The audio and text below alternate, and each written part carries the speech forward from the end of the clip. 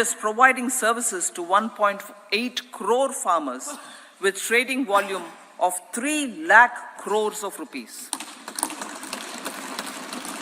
The sector is poised for inclusive, balanced, higher growth and productivity.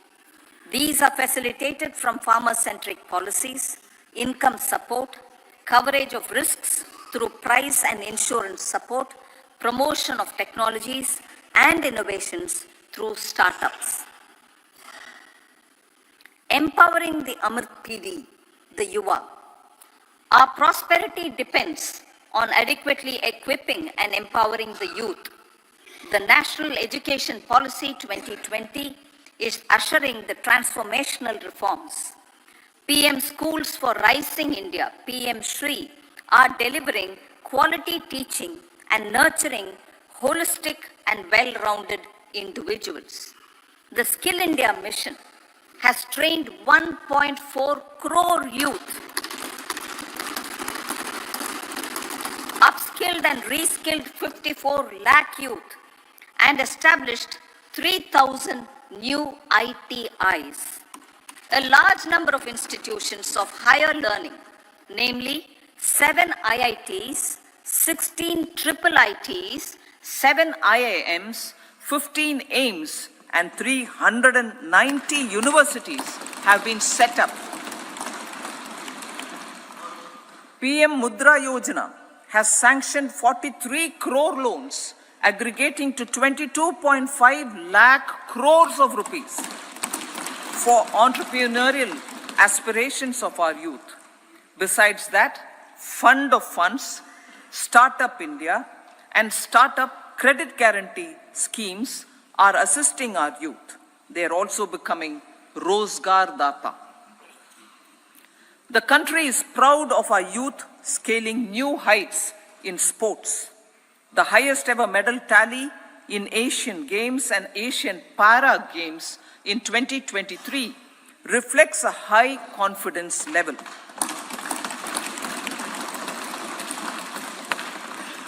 Chess prodigy and our #1 ranked player Pragnananda put up a stiff fight against the reigning world champion Magnus Carlsen in 2023. Today, India has over 80 chess grandmasters compared to little over 20 in 2010. Momentum for Nari Shakti.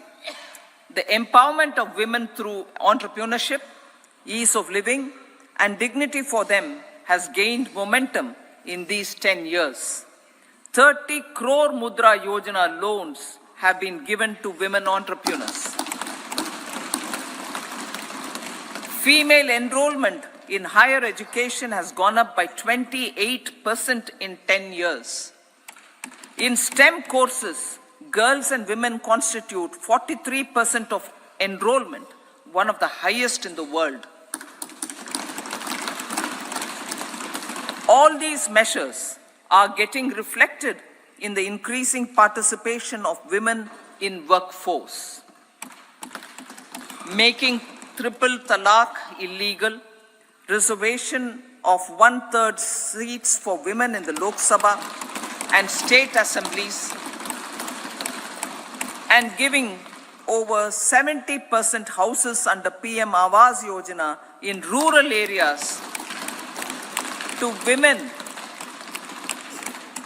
and giving over 70% houses under PM Awas Yojana in rural areas to women as sole or joint owners have enhanced their dignity. Exemplary track record of governance, development, and performance.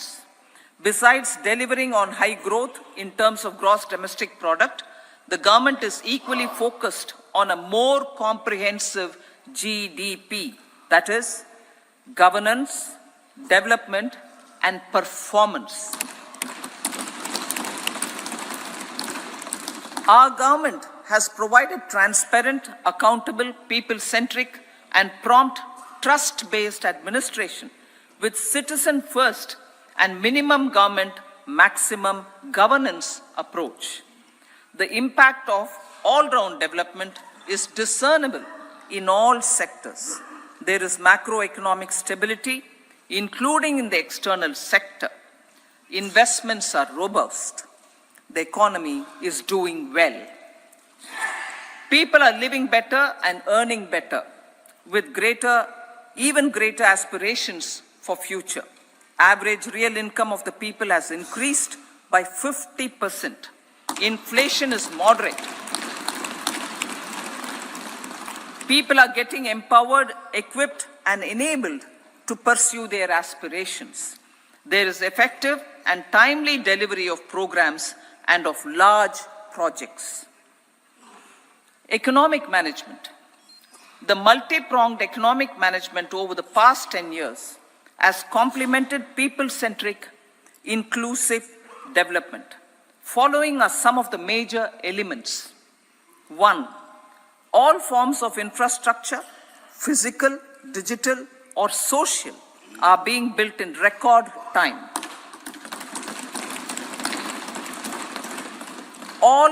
Number 2, all parts of the country are becoming active participants in economic growth. Number 3, digital public infrastructure, a new factor of production as if in the 21st century, is instrumental in formalization of the economy. Number 4, goods and services tax has enabled one nation, one market, one tax. Tax reforms have led to deepening and widening of tax base. Number 5, strengthening of the financial sector has helped in making savings, credit, and investments more efficient. Number 6, GIFT, IFSC, and the Unified Regulatory Authority, IFSCA, are creating a robust gateway for global capital and financial services for the economy. Number 7, proactive inflation management has helped keep inflation within the policy band. Now, the global context, Honorable Speaker, sir. Geopolitically, global affairs are becoming more complex and challenging with wars and conflicts. Globalization is being redefined with reshoring and friendshoring, disruption and fragmentation of supply chains, and competition for critical minerals and technologies. A new world order is emerging after the COVID pandemic. India assumed the G20 presidency during very difficult times for the world. The global economy was going through high inflation, high interest rates, low growth, very high public debt, low trade growth, and climate changes. The pandemic has led to a crisis of food, fertilizer, fuel, and finances for the world, while India successfully navigated its way. The country showed the way forward and built consensus on solutions for those global problems. The recently announced India-Middle East-Europe Economic Corridor is a strategic and economic game changer for India and others. In the words of Honorable Prime Minister, the corridor, and I quote, will become the basis of world trade for hundreds of years to come, and history will remember that this corridor was initiated on Indian soil, unquote. Vision for Viksit Bharat. Our vision for Viksit Bharat is that of prosperous Bharat in harmony with nature, with modern infrastructure, and providing opportunities for all citizens and all regions to reach their potential. With confidence arising from strong and exemplary track record of performance and progress, earning Sabka Vishwas, the next 5 years will be years of unprecedented development and golden moments to realize the dream of developed India by 2047. The trinity of demography, democracy, and diversity backed by Sabka Prayas has the potential to fulfill aspirations of every Indian.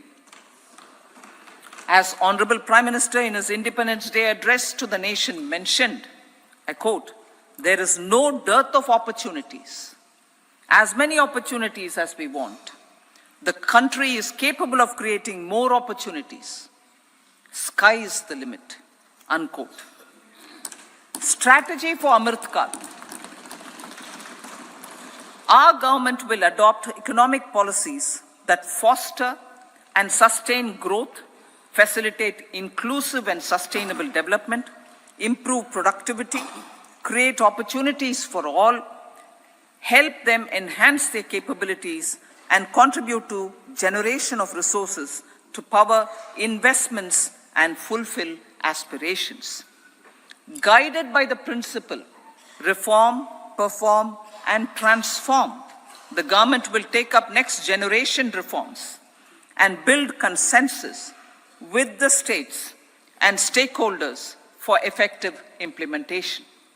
It is an important policy priority for our government to ensure timely and adequate finances, relevant technologies, and appropriate training for the micro, small, and medium enterprises, MSMEs, to grow and also compete globally. Orienting the regulatory environment to facilitate their growth will be an important element of this policy mix.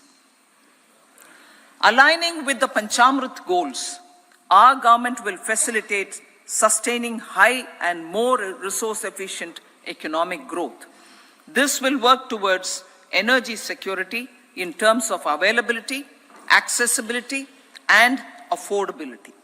For meeting the investment needs, our government will prepare the financial sector in terms of size, capacity, skills, and regulatory framework. Aspirational Districts Program.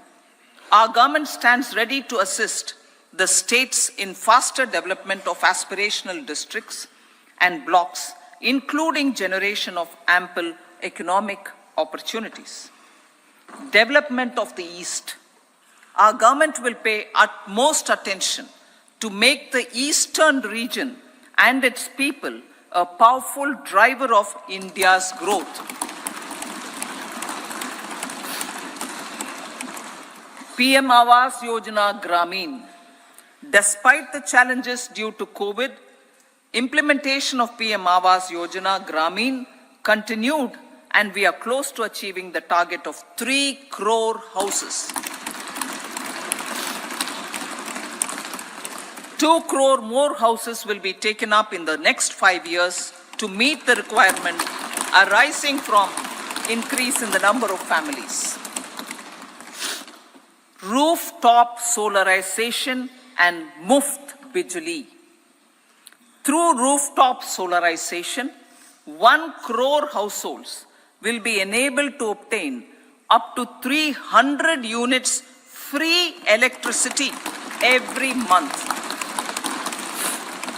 This scheme follows the resolve of Honorable Prime Minister on the historic day of consecration of Sri Ram Mandir in Ayodhya. Following benefits are expected. Savings up to 15 to 18,000 rupees annually for households from free solar electricity and selling the surplus to the distribution companies. Charging of electric vehicles. Entrepreneurship opportunities for a large number of vendors for supply and installation. Employment opportunities for the youth with technical skills in manufacturing, installation, and maintenance. Housing for middle class.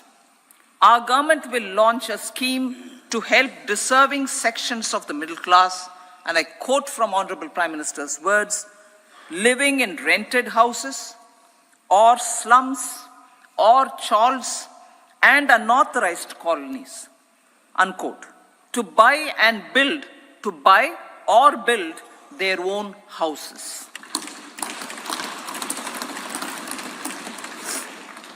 Medical colleges. Several youth are ambitious to get qualified as doctors. They aim to serve our people through improved healthcare services. Our government plans to set up more medical colleges by utilizing the existing hospital infrastructure under various departments. A committee for this purpose will be set up to examine the issues and make relevant recommendations. Cervical cancer vaccination. Our government will encourage vaccination for girls in the age group of 9 to 14 years for prevention of cervical cancer. Maternal and child health care. Various schemes for maternal and child care will be brought under one comprehensive program for synergy in implementation. Upgradation of Anganwadi centers under Saksham Anganwadi and Poshan 2.0 will be expedited for improved nutrition delivery, early childhood care and development. The newly designed U-Win platform for managing immunization and intensified efforts of Mission Indradhanush will be rolled out expeditiously throughout the country. Ayushman Bharat. Healthcare cover under Ayushman Bharat scheme will be extended to all ASHA workers, to all Anganwadi workers and helpers. Agriculture and food processing.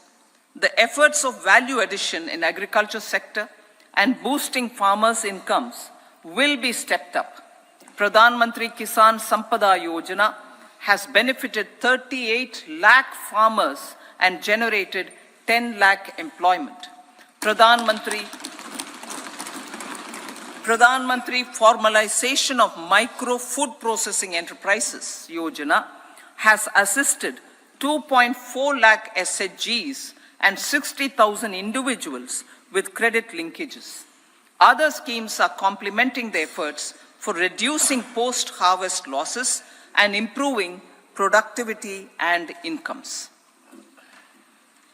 For ensuring faster growth of the sector, our government will further promote private and public investment in post-harvest activities, including aggregation, modern storage, efficient supply chains, primary and secondary processing and marketing and branding.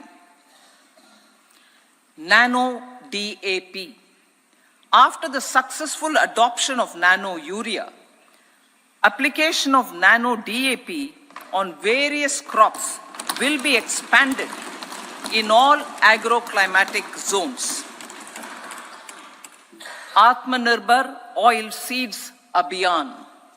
Building on the initiative announced in 2022, a strategy will be formulated to achieve Atmanirbharta for oil seeds such as mustard, groundnut, sesame, soya bean, and sunflower. This will cover research for high-yielding varieties, widespread adoption of modern farming techniques, market linkages, procurement, value addition, and crop insurance. Dairy development. A comprehensive program for supporting dairy farmers will be formulated. Efforts are already on to control foot and mouth disease.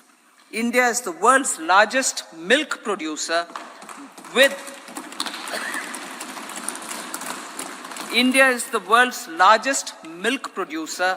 but with low productivity of milch animals. The program will be built on the success of existing schemes such as Rashtriya Gokul Mission, National Livestock Mission, and infrastructure development funds for dairy processing and animal husbandry. Matsya Sampada. It was our government which set up a separate department for fisheries, realizing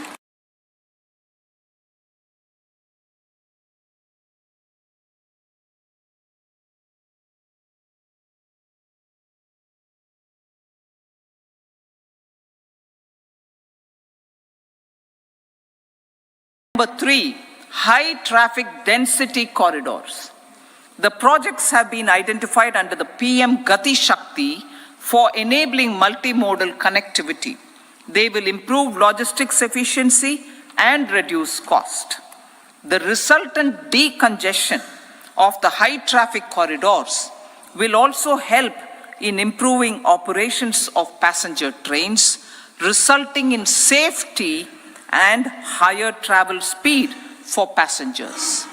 Together with dedicated freight corridors, these 3 economic corridor programs will accelerate our GDP growth and reduce logistic costs.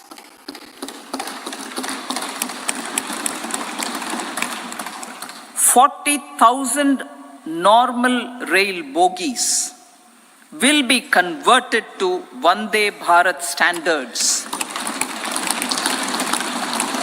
to enhance safety, convenience, and comfort of passengers. Aviation sector. The aviation sector has been galvanized in the past 10 years. Number of airports have doubled to 149. Rollout of air connectivity to Tier 2 and Tier 3 cities under UDAN scheme has been widespread. 517 new routes are carrying 1.3 crore passengers. Indian carriers have proactively placed orders for over 1,000 new aircrafts. Expansion of existing airports and development of new airports will continue expeditiously. Metro and Namo Bharat. We have a fast expanding middle class and rapid urbanization is taking place. Metro rail and Namo Bharat can be the catalyst for the required urban transformation. Expansion of these systems will be supported in large cities, focusing on transit-oriented development. Green energy. Towards meeting our commitment for net zero by 2070, the following measures will be taken. Viability gap funding will be provided for harnessing offshore wind energy potential for initial capacity of 1 gigawatt. Coal gasification and liquefaction capacity of 100 metric tons will be set up by 2030. This will also help in reducing imports of natural gas, methanol, and ammonia. Phased mandatory blending of compressed biogas in compressed natural gas for transport and piped natural gas for domestic purposes will be mandated. Financial assistance will be provided for procurement of biomass aggregation machinery to support collection. Electric vehicle ecosystem. Our government will expand this and strengthen the e-vehicle ecosystem by supporting manufacturing and charging infrastructure.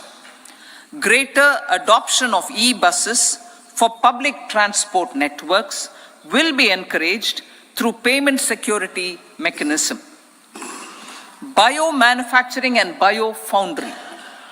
For promoting green growth, a new scheme of biomanufacturing and biofoundry will be launched. This will provide environment-friendly alternatives such as biodegradable polymers, bioplastics, biopharmaceuticals, and bioagri inputs.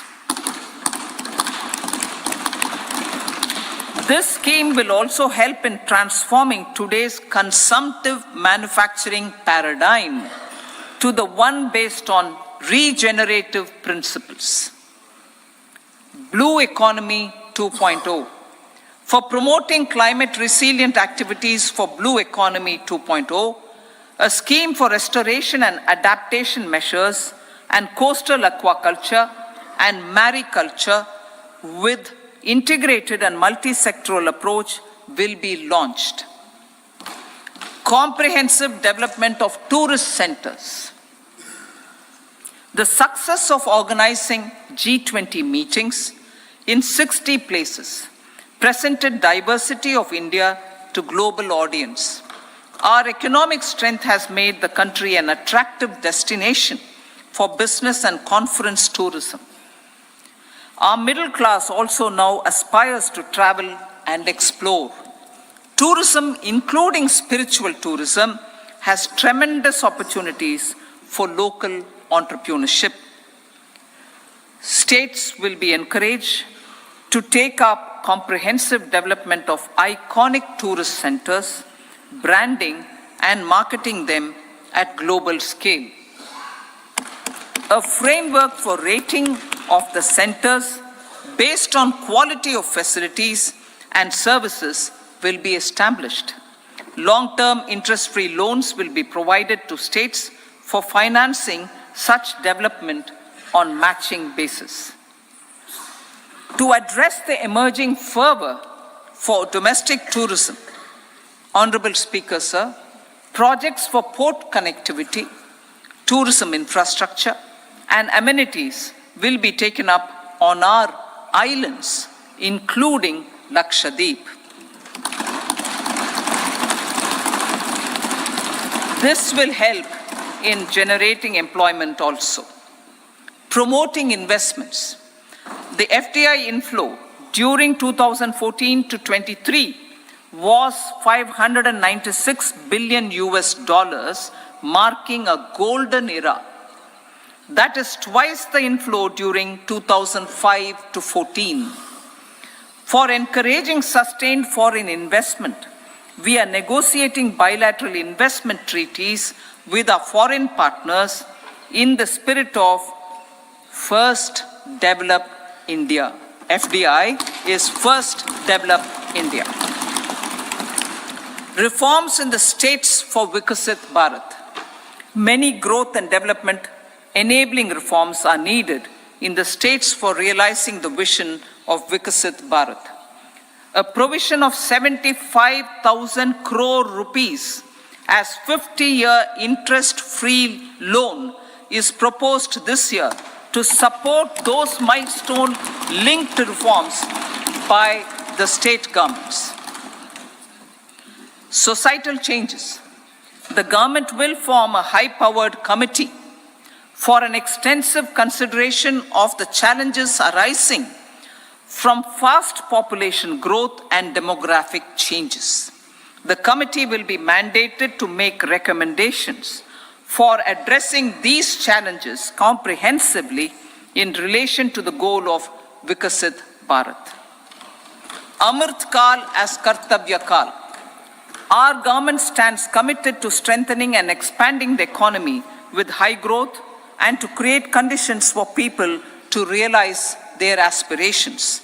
Honorable Prime Minister in his Independence Day address to the nation in the 75th year of our Republic said, and I quote, "We commit ourselves to national development with new inspirations, new consciousness, new resolutions as the country opens up immense possibilities and opportunities.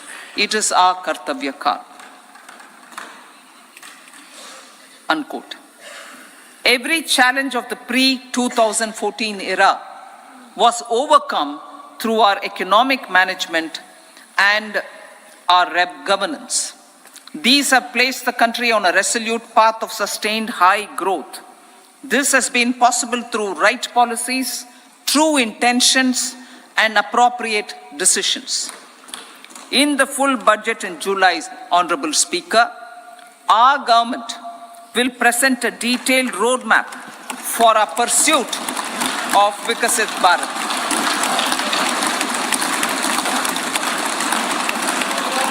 Revised estimates of 2023-24. The revised estimate of the total receipts other than borrowings is 27.56 lakh crores of rupees, of which the tax receipts are 23.24 lakh crore rupees. The revised estimate of total expenditure is 44.90 lakh crore rupees.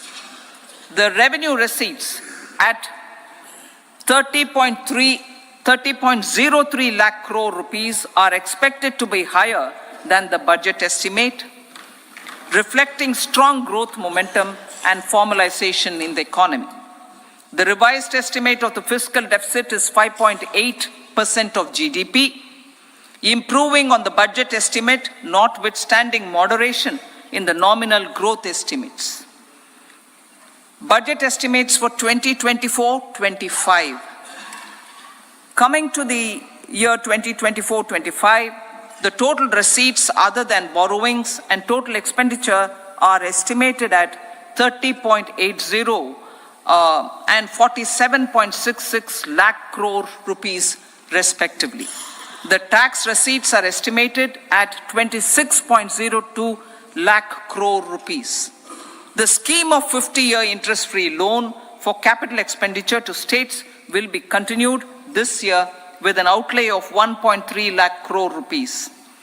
We continue on the path of fiscal consolidation as announced in my budget speech of 2021-22 to reduce fiscal deficit below 4.5% by 25-26.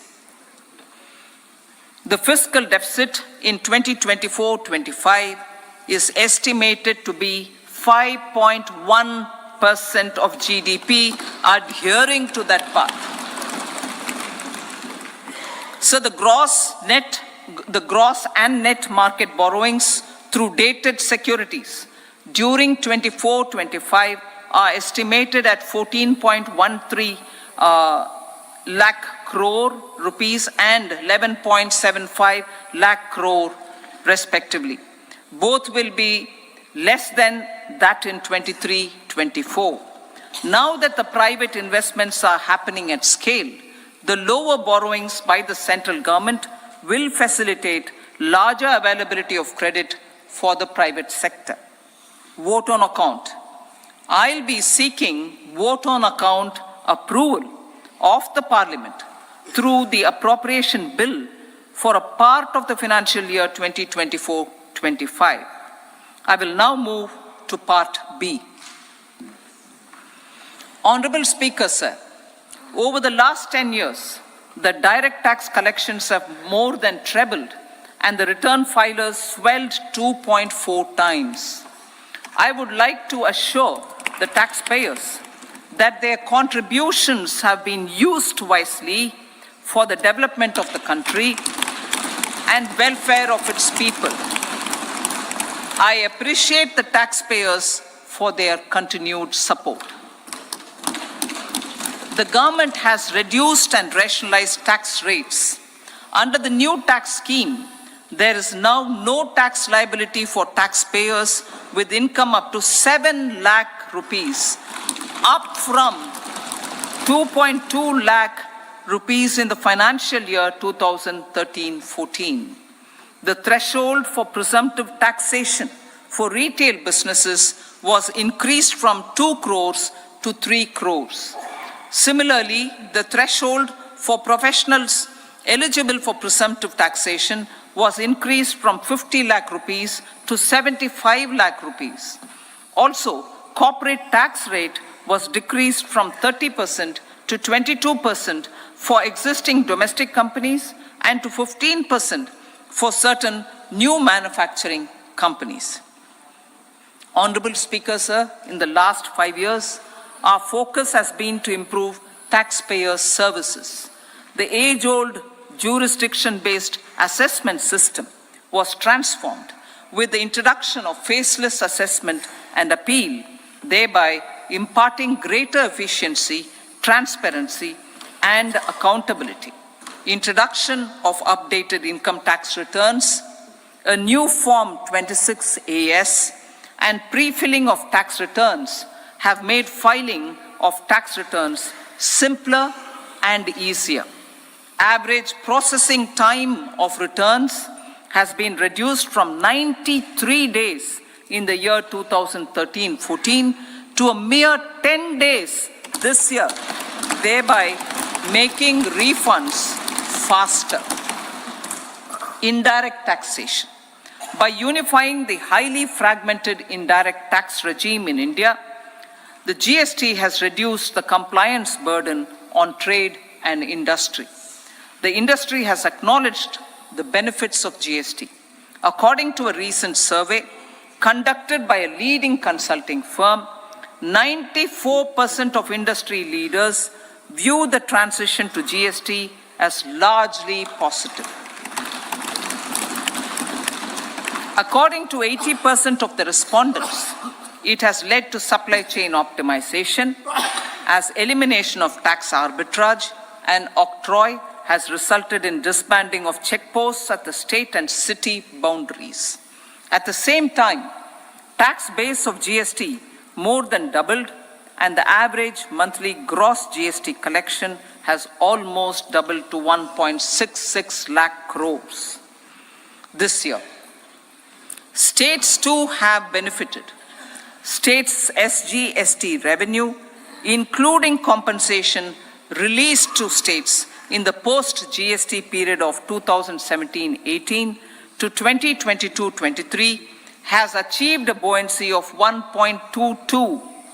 In contrast, the tax buoyancy of state revenues from subsumed taxes in the pre-GST 4-year period of 2012-13 to 2015-16 was a mere 0.72. The biggest beneficiaries are consumers, as reduction in logistic cost and taxes have brought down prices of most goods and services. We have taken a number of steps in customs to facilitate international trade. As a result, the import release time declined by 47% to 71 hours at inland container depots, by 28% to 44 hours at air cargo complexes, and by 27% to 85 hours at seaports over the last 4 years since 2019, when the national time release studies were first started. Tax proposals. As for tax proposals, in keeping with the convention, I do not propose to make any changes relating to taxation and propose to retain the same tax rates for direct and indirect taxes, including import duties. However, certain tax benefits to startups and investments made by sovereign wealth or pension funds, as also tax exemption on certain income of some IFSC units, are expiring on 31/3/2024. To provide continuity in taxation, I propose to extend the date to 31/3/2025. Moreover, in line with our government's vision to improve ease of living and ease of doing business, I wish to make an announcement to improve taxpayer services. There are a large number of petty, non-verified, non-reconciled, or disputed direct tax demands, many of them dating as far back as 1962, which continue to remain on the books, causing anxiety to honest taxpayers and hindering refunds of subsequent years. Honorable Speaker, sir, I propose to withdraw such outstanding direct tax demands up to 25,000 rupees pertaining to the period up to financial year 2009-10 and up to 10,000 rupees for financial years 2010-11 to 2014-15. This is expected to benefit about 1 crore taxpayers. 1 crore taxpayers would benefit out of this. Economy then and now. In 2014, when our government assumed the reins, the responsibility to mend the economy step by step and to put the governance systems in order was enormous. The need of the hour was to give hope to the people, to attract investments and to build support for the much needed reforms. The government did that successfully, following a strong belief of nation first. The crisis of those years has been overcome, and the economy has been put firmly on a high, sustainable growth path with all-round development. It is now appropriate to look at where we were then. I repeat, it is now appropriate to look at where we were then till 2014 and where we are now, only for the purpose of drawing lessons from the mismanagement of those years. The government will lay a white paper on table of the House.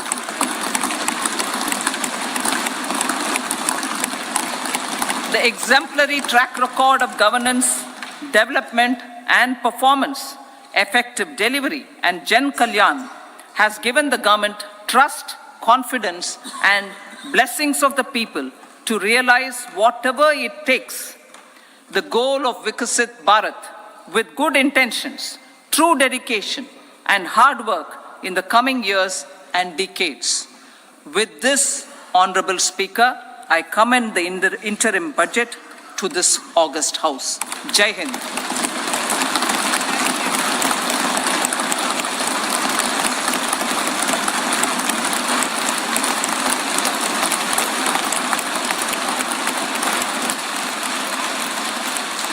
Item number 2 Shrimati Nirmala Sitharaman जी।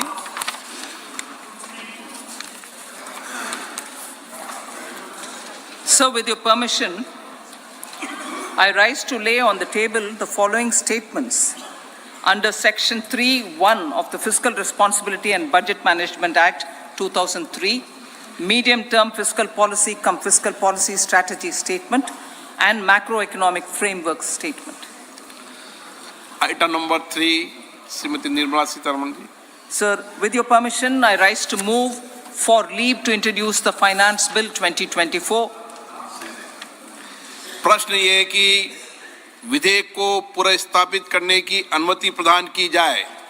जो सदस्य इसके पक्ष में हाँ कहें, जो सदस्य विरोध में ना कहें। मेरे विचार में निर्णय हाँ वालों के पक्ष हुआ, हाँ वालों के पक्ष हुआ। माननीय मंत्री जी विधेयक को पुनर्स्थापित करें। Sir, I introduce the bill. सभा की कार्रवाई शुक्रवार दिनांक 2 फरवरी 2024 को प्राप्त 11 बजे तक के लिए स्थगित की जाती है।